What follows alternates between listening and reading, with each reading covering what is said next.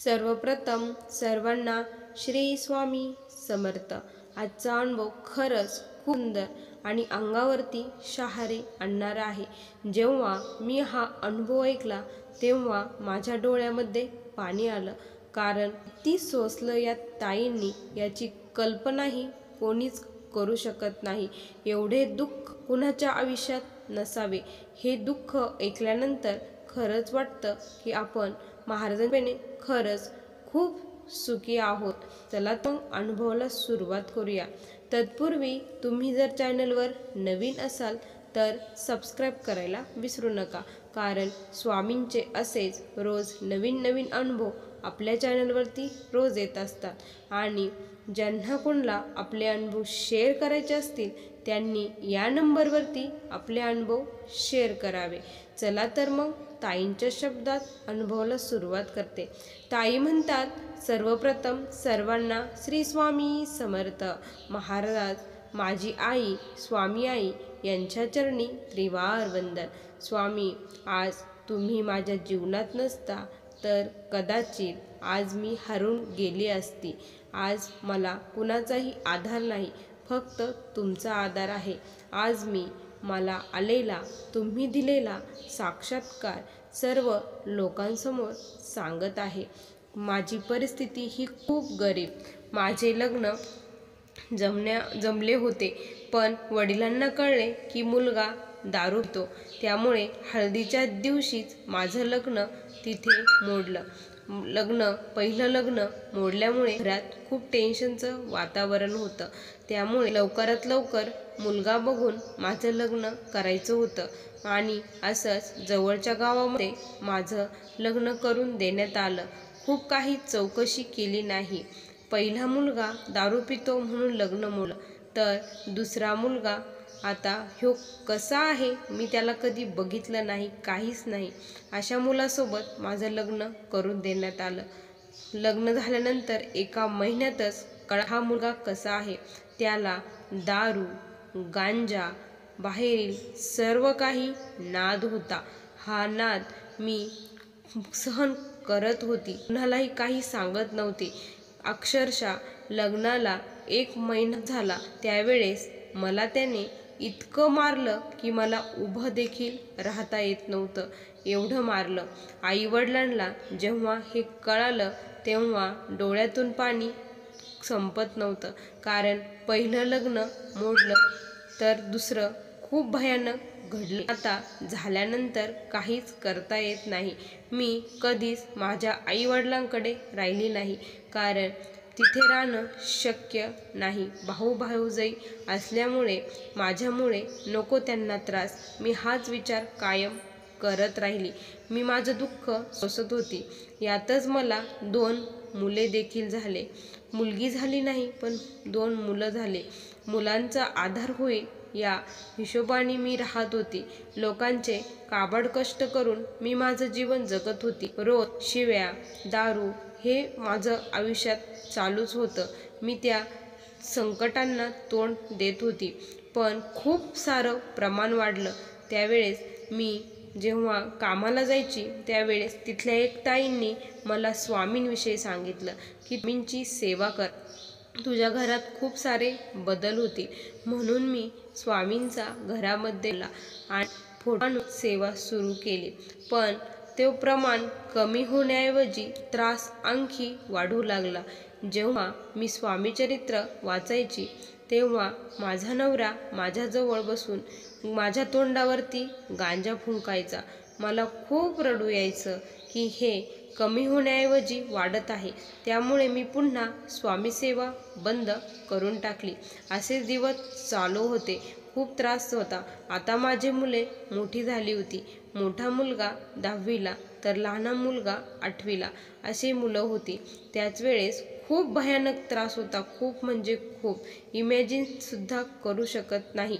मुलांचाही तो ऐकत नव्हता। अशाच वेळेस काय झालं ना की त्याने गांजा ओढण्यासाठी घराच्या कडेला गांजेचे झाडं लावली होती। त्रास खूप द्यायचा, मारायचा। त्यामुळे गावातील कोणीतरी एका व्यक्तीने सांगितले की गांजा करतो, गांजा घरी लावला आहे, पोलिसांना सांगितलं. त्यावेळेस पोलिसांनी घरी आले. बघितल्यानंतर त्यांना रंगेत पकडून अटक करण्यात आली. माझे मिस्टर आता जेलमध्ये गेले. मी खूप सुखेचा श्वास घेत होती. माझे दिवस आता खूप छान चालले होते. सर्व काही व्यवस्थित झालं होतं. शेतीत पण मी खूप छान केलं. मुलंही माझी खूप मदत करत होती. आमचा सुखाचा परिवार चालू झाला होता. मिस्टर जवळपास 2 वर्ष जेलमध्ये राहिले. जेलमधून त्यांना कोणीतरी सोडून दिल्यानंतर मला जेव्हा कळलं की मिस्टर घरी येणार आहे, मिस्टर जेव्हा नव्हते या दरम्यान मी स्वामींची खूप सेवा केली होती. आणि जेव्हा मिस्टर येणार तेव्हा मी स्वामींपुढे खूप रडली. आता माझा दुःखाचा काळ पुन्हा सुरू होणार आहे असं मी स्वामींना बोलत होती. मी खूप घाबरत होती, कारण जे लोक त्यांना जेलमध्ये भेटायला जात होते त्यांना ते सांगत होते की मी आता सुटल्यानंतर तिचा मर्डर करणार आहे, तिनंच मला इथे घातलं आहे. हे ऐकल्यानंतर मला खूप भीती वाटायची की आता हा मला मारूनच टाकेल. मी स्वामींचा खूप धावा करत होते. असेच एके दिवशी दुपारी ते घरी आले. त्यांना बघून माझा थर काप सुटला होता. तर पायाखाली जमीन राहिली नव्हती. सारखा महाराजांचा धावा चालू होता. आणि त्यांनी मला असेच सुरुवातीला काही केले नाही. मी तुला आता खूप जीव लावीन असं सांगू लागले.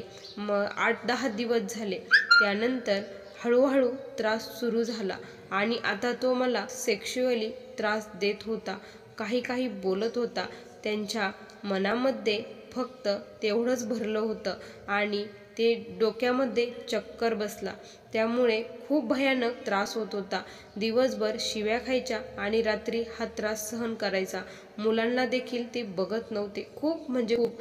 माझ्या जागी दुसरी स्त्री असती ना तर ती खरंच जगली नसती. पण मी माझ्या 2 पिलांकडे बघून जगली आणि स्वामींनी मला आधार दिला. एवढंच. मी आता रात्रीची ते येण्या अगोदरच कुठेतरी लपून बसू लागली. मी शेतामध्ये लपून बसायची. रात्रीचे 12-1 वाजेपर्यंत मी शेतात असायची.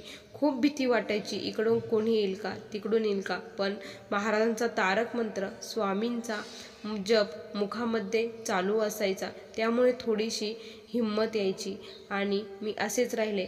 जेव्हा ते झोपायचं तेव्हा मी मुला बोलवायला यायचे आणि मी तिथे बाहेरच कुठेतरी झोपून जायचे. असे दिवस चालू होते. स्वामींपुढे खूप रडायची. दुःख तर खूप होते.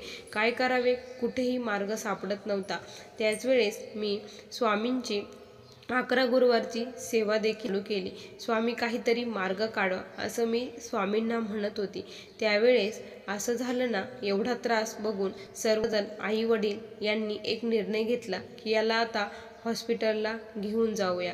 आता याला पुणे येरवाडा येथे घेऊन जाऊ असे सांगण्यात आलं. त्यावेळेस सर्व कागदपत्र करण्यात आली. कागदपत्र करायला खूप वेळ लागला. आता माझा 4था गुरुवार झाला होता.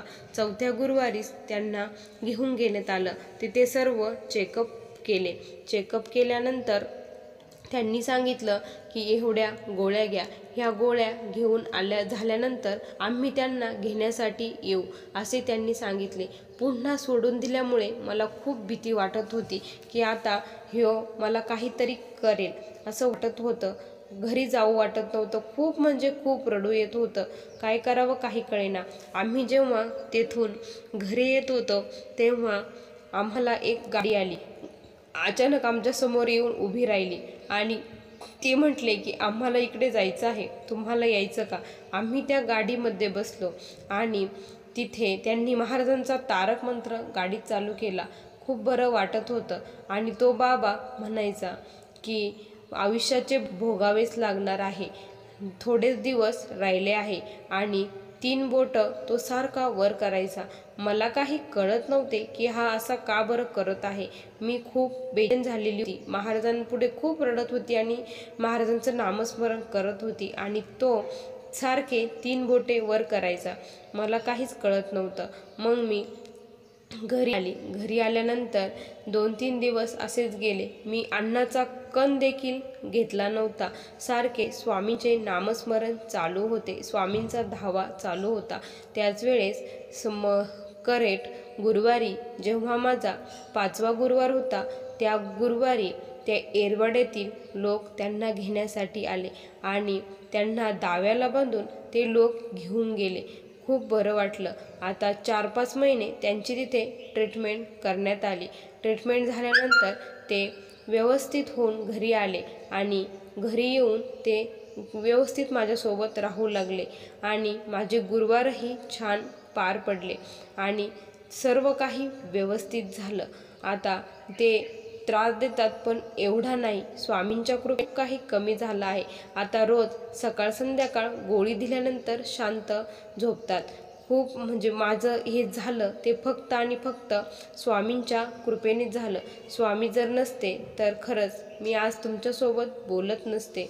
माझ्या जीवनात जो काही दुःख आहे ते पचवण्याची ताकद मला फक्त स्वामी देतात. मी काही जादा सेवा करत नाही, पण जी काही करते ती मनापासून. आणि मला जावं लागतं दुसऱ्याच्या शेतात. त्यावेळेस जेव्हा मी काम करते तेव्हा फक्त आणि फक्त स्वामींचं नामस्मरण करते. स्वामींच्या नामामध्ये एवढी ताकद आहे की त्या संकटाला लढण्यासोबत देतात. आता मुले मोठी झाली आहे, घरी गाय वगैरे केली आहे आणि आता मुलांचा खूप मोठा आधार आहे. त्यामुळे मी आता व्यवस्थित राहत आहे. आता माझ्याकडून स्वामींनी फक्त त्यांची सेवा करावी आणि कष्ट करून घ्यावे. त्यांचे कृपा आशीर्वाद माझ्यासोबत कायम राहावा ही स्वामीचरणी प्रार्थना करते. असे माझा छोटासा अनुभव होता. श्री स्वामी समर्थ. भक्तांनो, किती म्हणजे किती आयुष्यात दुःख आहे. एवढं दुःख कोणीही सहन करू शकत नाही. खरंच जी स्त्री खूप खंबीर असते, दुर्गेचा खरंच अवतार असते, अशी स्त्री हे करू शकते. तुम्हाला आजचा अनुभव कसा वाटला नक्की कमेंटमध्ये कळवा. पुन्हा भेटूया अशाच सुंदर अनुभवासोबत. तोपर्यंत सर्वांना श्री स्वामी समर्थ. जय जय स्वामी समर्थ. श्री गुरुदेव दत्त.